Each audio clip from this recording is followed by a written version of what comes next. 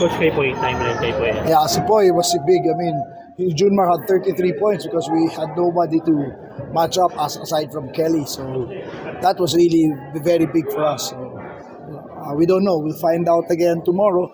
Junmar, if he has if he can come back to play. Coach, magandang ugot mo naman, Almond Bosotros came in, almost brought back PNP. Coach, can you just talk about Almond's performance? Well, that's why he's there. He's backup in case we need offense off the bench. Can you explain what happened with I was just clapping. I don't know what he was upset about. When they call, I knew it was going to be a technical, so I was clapping. And then sabi niya, why? What did I do? Sabi ko, I'm just clapping. What am I doing? And hindi ko siya kinausap, wala akong sinabi sa kanya. I just clap kasi technical eh. So I knew we would get a free throw. Kala niya yata sa kanya pumapalabas. Siyempre, nakatingin ako sa kanya, pumapalakpak ako. Sabi niya, what did I do? Sabi ko, what am I doing? I'm not doing it, I'm just clapping. Coach, going back to point, kumusta ba yung lagay niya? Can he walk ba? Kasi naka-wheelchair. Nakita mo, he's in an air cast. So, it's a high ankle sprain, it's a severe sprain. So, we don't know if we can get him back.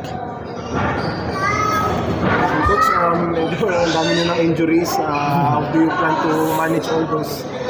Yeah, we just take it as it is. We have to find a way. And we just told our players just to keep fighting. It was too much. It was too much to ask for us to win against a super powerful team like San Miguel. Kung kumpleto kami, ngayon pang kulang-kulang. But we're going to keep fighting and see what happens. Coach, yung turnovers ninyo, still marami-rami pa rin. Yeah, well, we don't have our top 2 point guards. So that's a direct reflection of that. In fact, we've lost our 3-point guards because in the conference tournaments, Ronde was playing point. So we've lost our top 3-point guards. We're forcing guys, forcing Heading to play the point, which is not his natural position.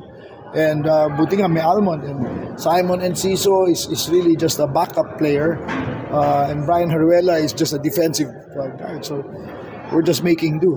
Sana kung nandyan si Jason at si Ray, baka ibang maybe we wouldn't be turning the ball over that much.